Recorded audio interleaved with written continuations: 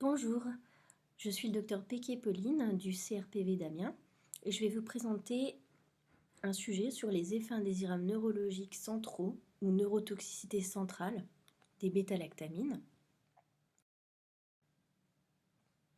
C'est un effet indésirable rare ou de fréquence inconnue qui reste relativement peu connu. La fréquence estimée des effets indésirables neurologiques centraux est inférieure à 1% pour tous les antibiotiques, mais il y a une variabilité importante selon les molécules qui est à l'origine d'une certaine morbidité, de type notamment allongement du temps d'hospitalisation. Alors, au niveau clinique, cette atteinte encéphalopathique associée aux antibiotiques ou associée aux bêta-lactamines va se traduire par une altération de la vigilance, de la somnolence au coma, une confusion, un trouble du comportement, en tout cas une rupture avec l'état antérieur. Elle peut être émaillée de convulsions focales, généralisées ou état de mal, ou ne pas être convulsivante, mais de type absence. Il peut également être observé des signes de focalisation, un déficit moteur ou atteinte des nerfs crâniens, troubles du langage, des mouvements anormaux de type myoclonie ou astérixis. Des troubles neurovégétatifs peuvent également être observés, avec une irrégularité de la fréquence cardiaque, de la tension artérielle ou de la température.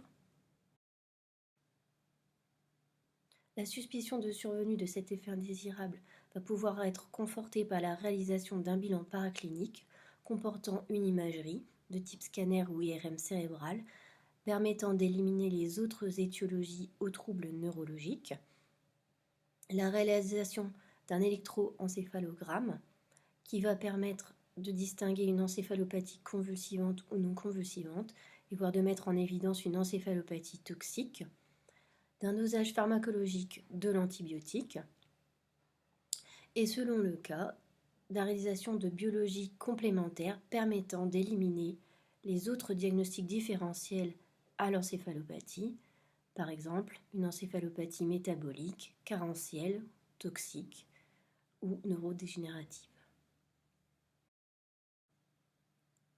Le mécanisme physiopathologique principal impliqué dans la survenue de cet effet indésirable est un déséquilibre entre les synapses excitatrices glutamatergiques et inhibitrices GABAergiques.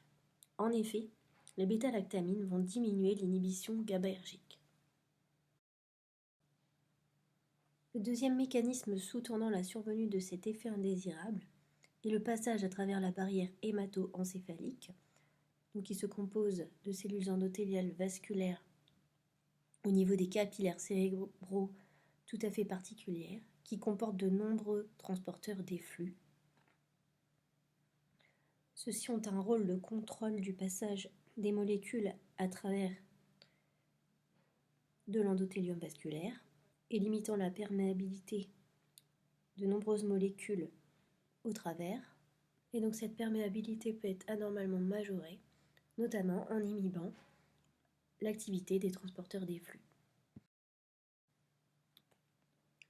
Les facteurs associés qui vont favoriser la possibilité de survenue de cet effet neurotoxique central et qui vont être à rechercher sont les facteurs majorant la perméabilité de la barrière hémato-encéphalique, c'est-à-dire toute infection, notamment l'infection cérébro-méningée, l'endocardite infectieuse, un shunt cardiopulmonaire, un AVC ischémique ou hémorragique ou une tumeur cérébrale, où il y a une rupture anatomique de la barrière hémato-encéphalique, une embolie gazeuse ou graisseuse, les états d'hypercapnie, d'hypoxie ou d'ischémie, la présence d'acide organique toxique ou d'agents hyperosmotiques, l'encéphalopathie hypertensive et la présence d'exotoxines pyrogéniques du streptocoque A ou de l'hypopolysaccaride des bacilles gram négatifs, également appelés endotoxines. L'inhibition du transporteur des flux P-glycoprotéines, notamment iatrogène qui peut être médicamenteuse,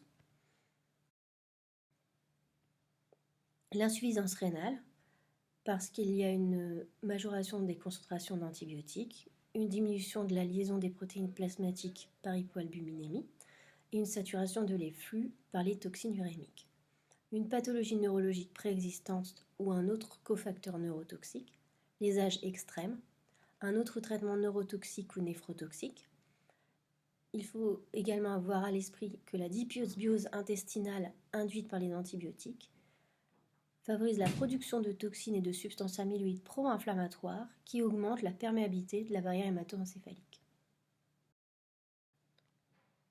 Au niveau du mécanisme direct, donc les bêta-lactamines interfèrent avec les récepteurs GABA-A. Ce sont des antagonistes GABA. Les pénicillines l'inhibent donc via le cyclobectalactame ainsi que les céphalosporines. À la différence que les céphalosporines auraient une inhibition compétitive et les pénicillines non compétitives, les céphalosporines agissent également par le biais d'une augmentation des acides aminés excitateurs, glutamatergiques et NMDA, et par la libération d'endotoxines et de cytokines qui majorent la perméabilité de la barrière hémato-encéphalique. Il représentait ici le récepteur GABA-A, où vous voyez qu'il a également d'autres possibilités d'interaction avec d'autres médicaments. Donc les antibiotiques vont interagir au niveau de la fixation du GABA à ce récepteur, et ce récepteur est également sensible à d'autres médicaments. Ici sont notés les anesthésiques, les stéroïdes et les composés barbituriques. Voilà, je vous ai mis quelques références bibliographiques et je vous remercie de votre attention.